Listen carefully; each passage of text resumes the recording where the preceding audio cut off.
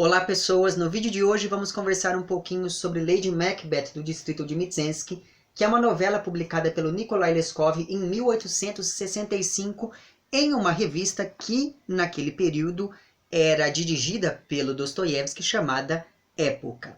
O mesmo Dostoiévski, alguns anos depois, escreveria um romance que inclusive foi objeto de leitura coletiva aqui neste canal, que foi lá Os Irmãos Karamazov. E lá pelas tantas, neste seu romance, Dostoiévski escreveu que eles lá têm os seus Hamlets, nós aqui temos os Karamazov. E eu começo com essa citação deste romance do Dostoiévski, porque a partir dela fica evidente ao leitor uma clara intertextualidade com a obra de Shakespeare que, se não ficou clara ao longo do romance de Dostoiévski, é colocada de maneira explícita ao leitor neste texto de Leskov, sobre o qual nós vamos falar hoje. E essa explicitação deste movimento intertextual acontece desde o título da obra. Porém, e daí entra o grande interesse dessa minha citação de Dostoiévski aqui, pensando no texto de Leskov, enquanto a Lady Macbeth, lá do Shakespeare, era uma mulher fria, calculista, que manipulava as pessoas e conseguiu convencer o marido a matar o rei da Escócia, a Lady Macbeth, aqui, do nosso amigo Leskov, é simplesmente, pelo menos de início, uma mulher desesperada. E é esse desespero que vai levá-la a cometer os atos mais hediondos possíveis.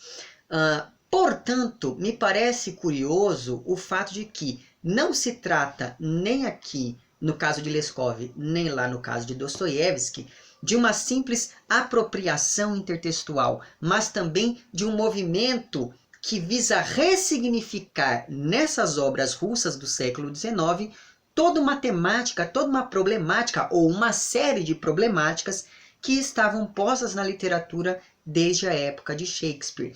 Então, o que eu estou tentando dizer aqui desde o início desse vídeo é que, por mais que nós tenhamos aqui um claro diálogo intertextual, não vai esperando referências contínuas ao texto shakespeariano aqui ao longo de Lady Macbeth do distrito de Mtsensk, e isso é algo extremamente significativo e positivo para o leitor que não entrou em contato com a obra original de William Shakespeare, que inclusive chegou a ser comentada aqui neste canal. O link para o vídeo com esses comentários estará, evidentemente, lá embaixo. Pois bem, o que eu estou querendo dizer com tudo isso é o seguinte: apesar de haver aqui um movimento de ressignificação do texto original e haver aqui, portanto, um movimento intertextual, esse é um texto absolutamente didático para com o seu leitor, e isso se liga muito a toda uma proposta estética do Leskov, que era de se aproximar de uma narrativa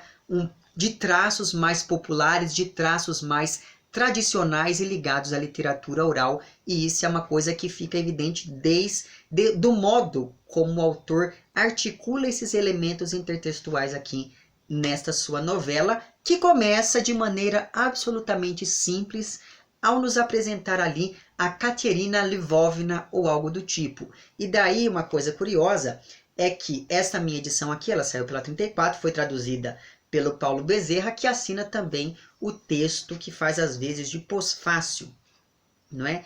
E o autor nos chama a atenção que esse sobrenome da personagem principal aqui, que será a nossa Lady Macbeth, o sobrenome dela traz em sua raiz aquilo que em russo significa leão, não é? Então, só por conta disso a gente já percebe que trata-se de uma personagem que vai sendo aos poucos animalizada, ou pelo menos de uma personagem que, de certa forma, será associada a algo selvagem. Pois bem, vamos guardar aqui essa informação.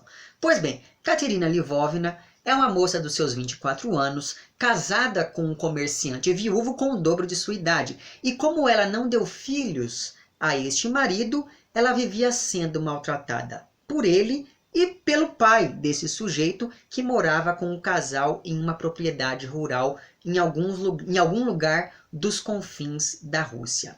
A vida da Katerina Lvovna era absolutamente monótona e tediosa, porque o marido e o sogro controlavam cada passo que ela dava, mesmo que ela não saísse ali da região da fazenda em que esse povo todo morava. E como esses dois personagens masculinos não tinham muito tato ou mesmo muito assunto para com a nossa personagem central, a Caterina vivia sozinha pelos cantos, cochilando de vez em quando ao longo do dia e andando pela casa. E essa monotonia poderia durar a vida toda, não fosse a nossa personagem aqui um dia se envolver sexualmente com um dos capatazes da fazenda, que é lá um rapaz chamado Serguei, e esse envolvimento entre os dois acontece enquanto o marido e o sogro da Caterina estavam fora da fazenda viajando a negócios. E aí,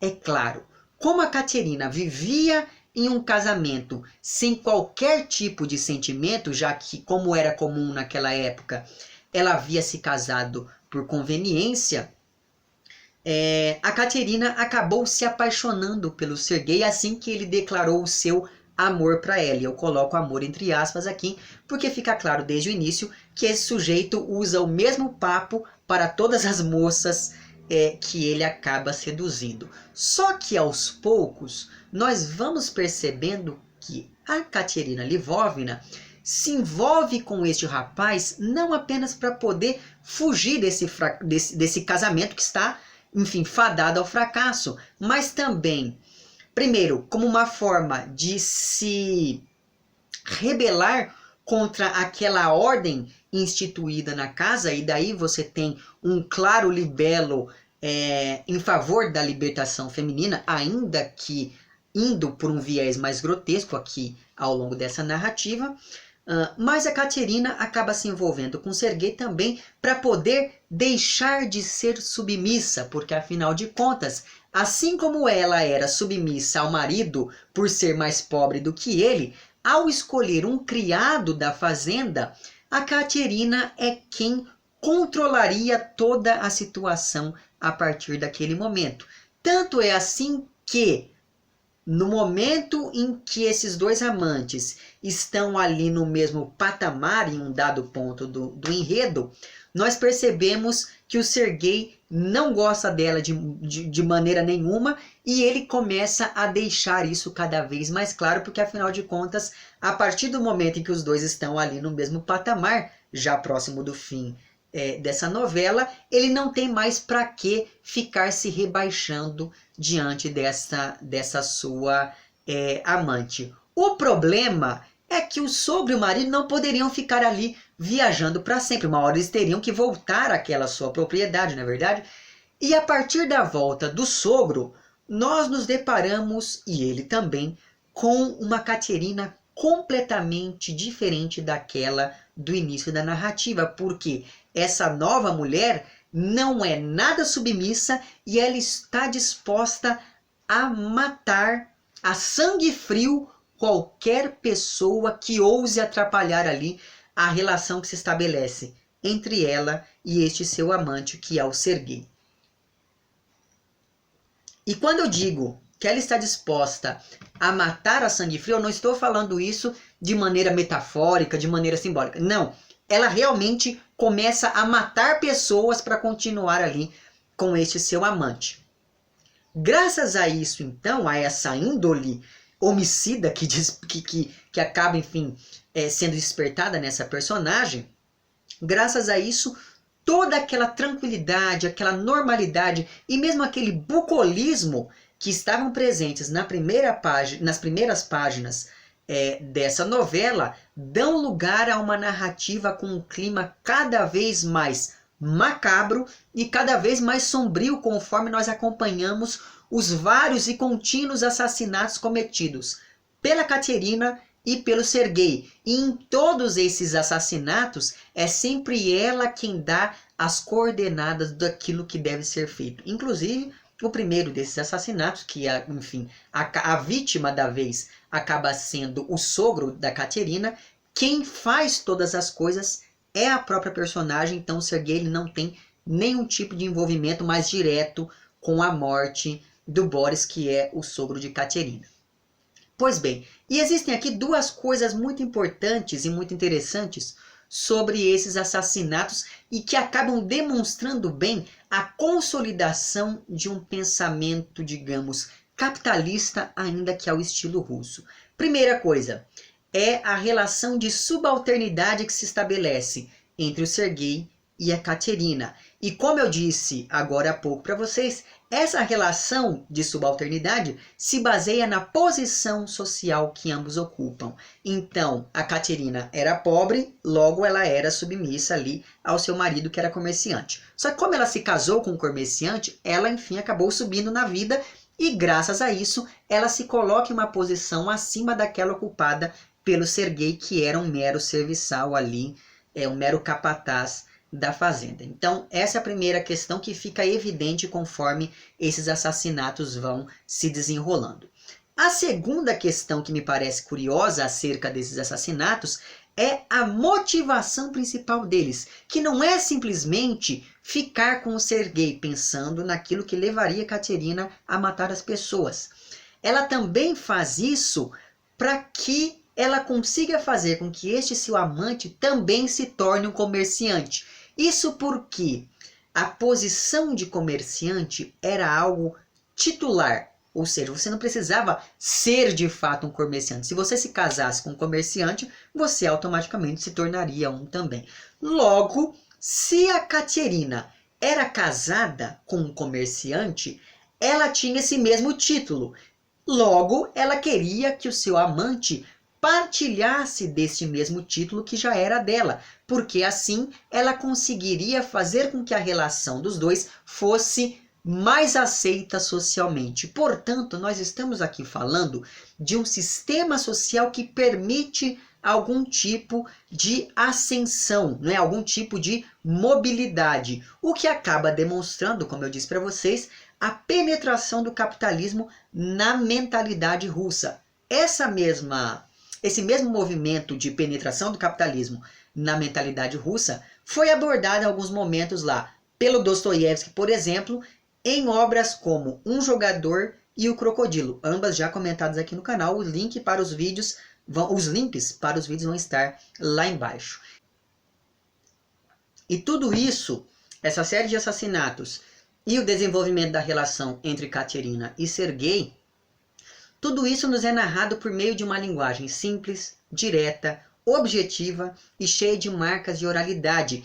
E isso acaba tornando esses crimes que essa dupla de amantes vai cometendo ainda mais hediondos, já que não existe nenhum tipo de hesitação, nem por parte desses assassinos em matar, e nem por parte do narrador em narrar com detalhes todos esses assassinatos. E aqui é possível ver outra marca que diferencia a Lady Macbeth aqui do Leskov daquela que foi criada pelo Shakespeare, porque ao contrário da personagem shakespeariana, a nossa amiga Katerina aqui não apresenta qualquer sinal de arrependimento, qualquer entrave moral ao longo de toda a narrativa. E graças a essa perversidade, que é uma perversidade dessa personagem e também deste narrador que nos conta tudo de maneira tão direta e tão fria, graças a essa perversidade é que o texto deixa de ser uma simples história sobre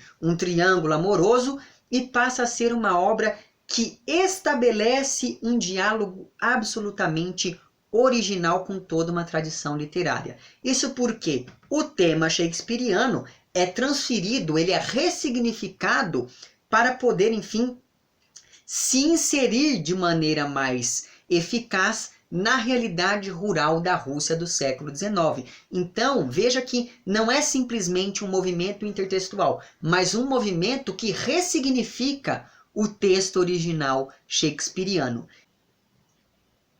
Isso para não falar de dois temas que vão estar presentes aqui nessa obra do Leskov e que, de certa maneira, também estavam presentes, ainda que a partir de uma outra perspectiva, porque era outro tempo, lá no texto de Shakespeare. E esses grandes temas são a condição feminina e a libertação da mulher, ainda que aqui esses temas ganhem contornos absolutamente grotescos, porque apesar de nós estarmos diante do processo de libertação dessa personagem feminina, que é a Katerina, ela só consegue essa liberdade a partir do momento que ela passa a matar as pessoas. Então veja que é um tema que ele acaba aparecendo aqui de maneira central, só que a partir de uma perspectiva pouco comum quando nós pensamos em termos de representação literária. E é claro que eu não poderia deixar aqui de pelo menos mencionar as reflexões que o Walter Benjamin teceu sobre o narrador a partir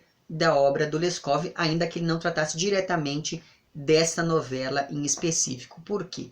Lá no texto do Benjamin, ele diz que a arte de narrar traduz um meio artesanal de comunicação.